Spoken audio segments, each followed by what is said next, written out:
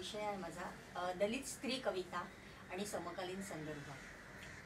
कवितेचा जेव्हा आपण विचार करतो ना तेव्हा मला नेहमी असं वाटतं की सृजन क्षमता, कविता आणि बाई असा एक अतूट काहीतरी एक बंध आहे की कवितेचं बाईचं फार पूर्वीपासूनचं असं नातं आहे। म्हणजे ज्या काळामध्ये लिपी अस्तित्वात नव्हती, लिखाणाचं कुठचंही साधन अस्तित्वात नव्हतं, त्या काळापासून ही बाई आहे ती ही लेखनामध्ये आपलं साहित्यामध्ये आपले योगदान देत आलेली असं मला स्वतःला एक मला असं जाणवतं। तर कारण तिच्या प्रतिभेतनं जो शेतीचा शोध तिने लावलेला आहे, तर याच्यातून थेट ती सृजनाशी आपलं इतकं थेट नातं सांगणारी बाई आहे। त्यामुळे हा जो धागा आहे तो फार पूर्वात म्हणजे तिच्या अस्तित्वापासूनचा आहे। कवितेशी असलेली तिची नाळ अशा पद्धतीने जोडली असं मला वाटतंय। कारण आपण जेव्हा कवितेचा विचार करतो अगदी पूर्वीच्या काळापासून, तर पहिल्यांदा आपल्या असं लक्षात येतं की जेव्हा लिपी नव्हती तेव्हाही बायका लिहित होत्या। लिपीचा शोध झाल्यानंतर वेदकाळामध्ये लिहिणाऱ्या बायका आपल्याला दिसतात। गौतम बुद्धाच्या काळामध्ये थेरीगाथांमधनं बायका व्यक्त होताना दिसतात। नंतरच्या काळामध्ये महानुभाव पंथामध्ये सुद्धा स्त्रिया आपल्या ओव्यांमधनं आणि काव्यांमधनं महद आंबा आहे, म्हैसा आहे, बायसा आहे, या सगळ्या बायका लिहिताना दिसतात। पुढच्या काळामध्ये संत परंपरेच्या काळामध्ये चोख्याची महारी आहे, जनाबाई आहे, मुक्ताई आहे, या बायका सुद्धा आपलं कवितेचं एक वेगळं स्थान नोंदवताना तिथे दिसतात। ब्राह्मण स्त्रियांबरोबर बहुजन समाजातल्या सुद्धा बायका लिहित होत्या। म्हणजे लक्ष्मीबाई टिळक असतील, रमाबाई रानडे असतील, यांच्याबरोबर लिहिणाऱ्या मुक्ता साळवे होत्या, तानुबाई विरजे होत्या, ताराबाई शिंदे, अशा बहुजन समाजातल्या म्हणजे संमिश्र बायका तेव्हा लिहित्या झालेल्या आहेत। स्वातंत्र्य नंतरच्या काळामध्ये जेव्हा आपण विचार करतो ना तेव्हा एक गोष्ट आपल्या लक्षात येते की स्वातंत्र्य प्राप्तीनंतर सर्वच क्षेत्रामध्ये जो काही बदल घडला, साहित्याच्या क्षेत्रामध्ये सुद्धा एक प्रचंड आणि लक्षात येण्याजोगा बदल घडलेला आपल्याला दिसतं की 1960च्या दशकामध्ये जी साहित्यिकांची पिढी जी ललितेतर साहित्य लिहिणारी होती, म्हणजे ललित बरोबर दलित साहित्याची जी काही एक मोठी उफाळून आलेली लाट आहे, त्याच्यामध्ये जे आपल्याला साहित्यिक दिसतात त्याच्यामध्ये दया पवार आहेत, प्रई सोनकांबळे आहे, या पुरुषांबरोबर स्त्रिया सुद्धा लिहित्या झालेल्या आहेत असं आपल्या लक्षात येतं। मग त्याच्यामध्ये मुक्ता सर्वगोड आहेत, उर्मिलाताई पवार आहेत, बेबी कांबळे आहेत, शकुंतला कांबळे आहेत, दाणी आहेत, अशा महिलांनी आपलं लेखन म्हणजे त्या मोकळ्या झालेल्या आहेत लेखनाच्या माध्यमातून। आणि ही सगळी जी प्रेरणा आहे ती 1960च्या काळामध्ये येण्याचं कारण आहे की त्याच्या आधीचं जे बीज बाबासाहेबांनी पेरलेलं आहे, जी प्रेरणा टोचली गेलेली आहे की ही गुलामगिरी सोडून द्या आणि तुम्ही तुमचं आत्मभान जागवा आणि शिक्षण घ्या। आता ह्या शिक्षणातनं जे आलेलं आहे तर त्यातून आत्मभान जागी झालेली लिहिणारी ही पिढी आहे। कविता थोड्याफार प्रकारांनी बायकांनी पण लिहिलेल्या आहेत, ज्याच्यामध्ये आपल्याला हिराताई बनसोड्यांचा हे करता येईल, मुक्ता सर्वगोड आहेत, यांनी काही कविता लिहिलेल्या आहेत, कुमुद पावड्यांच्या कविता आहेत। पण त्यांच्या कवितांचा जेव्हा आपण विचार करतो तेव्हा असं आपल्या लक्षात येतं की ही कविता आहे ती सुरुवातीच्या काळामध्ये जसं प्राथमिक स्वरूपामध्ये असायला हवं तसं प्रेमाच्या परिघाभोवती थोडीशी रुंजी घालताना दिसते। पण त्याच्यानंतरच्या ज्या काही कविता आहेत की ज्यांनी आत्मभान जागं झालेलं आहे, त्याच्यामध्ये त्यांनी आपली जी तडफड आहे, आपली जी वेदना आहे, ज्या समाजाचं शोषणातून त्या स्त्रिया ज्या आलेल्या आहेत त्याची सगळी व्यथा मांडताना त्यांच्या कविता त्या व्यवस्थेबद्दलचं भाष्य करताना आपल्याला दिसतात। दलित साहित्य जेव्हा आपण विचार करतो किंवा दलित साहित्य असं म्हणतो तेव्हा दलित या शब्दाचा अर्थ आज वेगळ्या पद्धतीने लावला जातो किंवा त्याच्यावर आक्षेपही घेतला जातो। पण जे या समाज व्यवस्थेपासून सगळ्या साधनांपासून वंचित असणारा जो समाज आहे, अशा समाजाचं त्यांनी केलेलं चित्रण ह्या कवितांमध्ये आपल्याला दिसतं। म्हणून मग जेव्हा हिराताई बनसोडे आपल्या कवितेमध्ये म्हणतात, या संस्कृतीचे सजग पहारेकरी पाण्याला कैद करून तळे राखतात, तुझ्या स्पर्शाने होईल विषबाधा म्हणून धास्तावतात। तर अशा सरळ सरळ थेट शब्दामध्ये त्या या समाजाचं समाजातली जी विषमता आहे ती दाखवताना दिसतात। मानव मुक्तीच्या मुक्तीसाठी जो काही संघर्ष त्यांना करावा लागतोय आणि ज्या संघर्षातून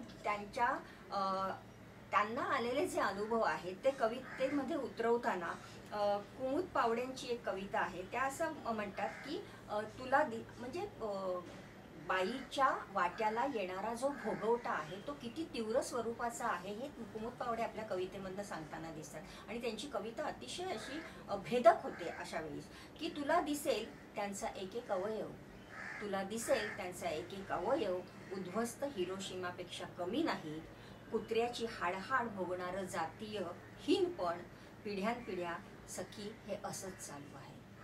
पुढे याच काळातल्या लिहिणाऱ्या ज्या 60च्या दशकामधल्या कवयित्री आहेत त्याच्यामध्ये एक विशिष्टपूर्ण कविता मला हिराताई बनसोडेंची जास्त मला असं वाटते की कवितेमध्ये तिचं गर्भारपण आहे ते सुद्धा एका परिमाण त्याला दिलेलं आहे की ती सामान्य बाईसारखं तिचं गर्भारपण वाटत नाही. तर तिचे डोहाळे वेगळे आहेत. तिचे डोहाळे हे या प्रेरणेने गाठलेले आहेत की ती म्हणते हे असे डोहाळे जगा वेगळे काय हवंसं झालंय या जीवांकुराला, एकदमच तिला महाडच्या पेटत्या पाण्याची तहान लागली. तिला साध्या पाण्याची तहान लागत नाही, तिला महाडच्या पाण्याची तहान लागते. म्हणजे बाबासाहेबांना किती त्यांनी आपल्यामध्ये त्यांचे विचार किती खोलवर रुजवलेत, मनातच नाही तर आपल्या गर्भात सुद्धा त्या बाईने रुजवलेले आहेत. आणि म्हणून हे गर्भारपण आहे ते वेगळ्या पद्धतीने अशा पद्धतीने येताना असं दिसतं. आणि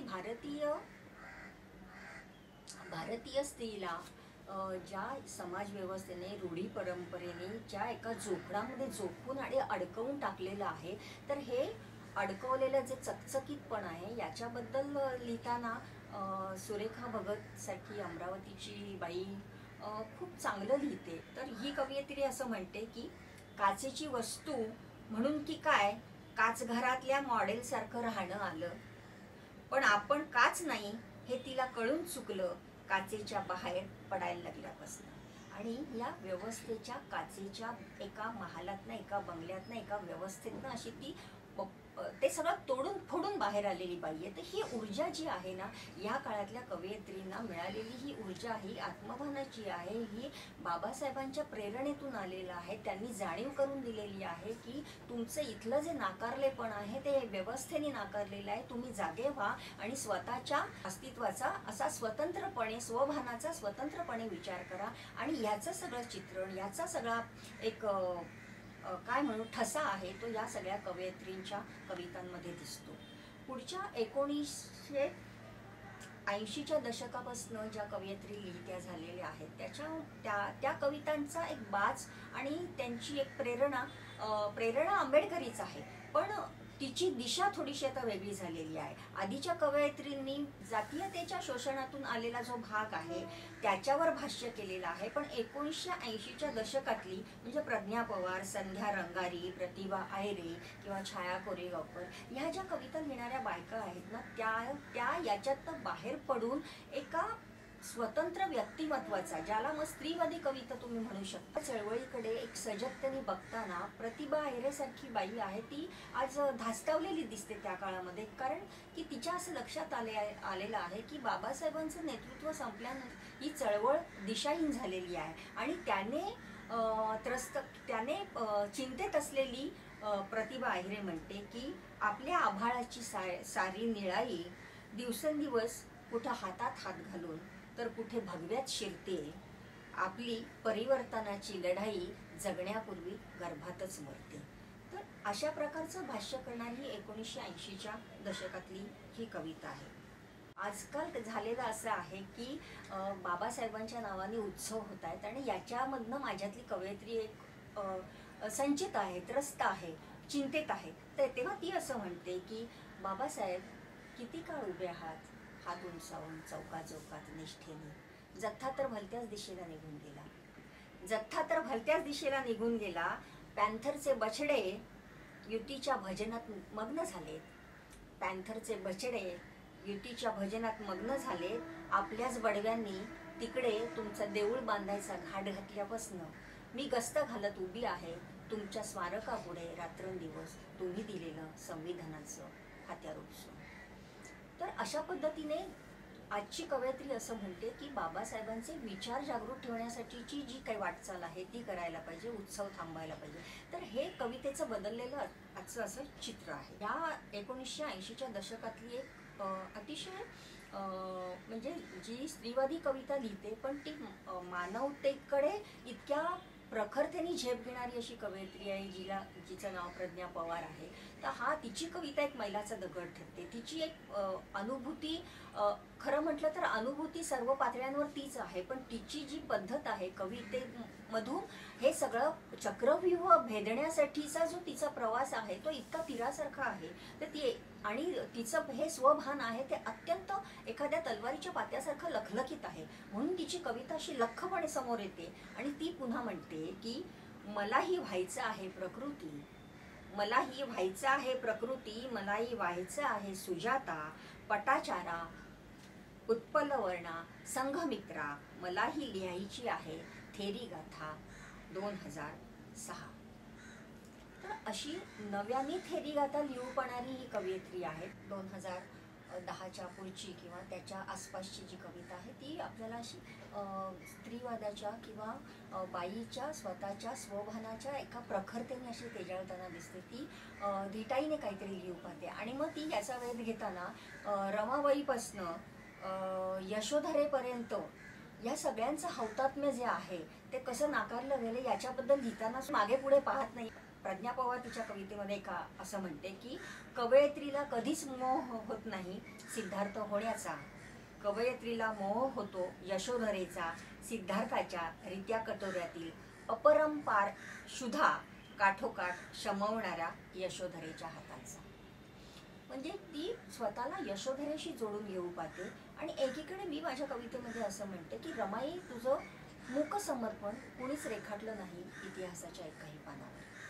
म्हणजे जेव्हा आपण बाबासाहेबांचं नाव घेतो, आज संपूर्ण भारत त्यांच्या कर्तृत्वाने, त्यांच्या प्रकांड पांडित्याने सगळ्यांनी भारलेला आहे. पण याच वेळेस आपण रमाबाईंचा विचार करतो का, किंवा तो आग्रहाने करायला पाहिजे अशी माझ्यातली कवयित्री म्हणते. आणि मग ती तिचा वेध घेते आणि आपल्या कवितेमध्ये ती रमाईंचा पण उल्लेख करायला विसरत नाही. जितक्या आत्मीयतेने ती आंबेडकरांचा, डॉक्टर बाबासाहेब आंबेडकरांचा उच्चार करते, तितक्या आत्मीयतेने तिचा आग्रह आहे की त्यांच्याबरोबरीने तुम्ही रमाईचा पण उल्लेख केला पाहिजे. तर हा असा एक होत जाणारा जो बदल आहे की इतिहासातल्या स्त्रियांना सुद्धा त्यांचा मान सन्मान देण्यासाठी धडपडणारी किंवा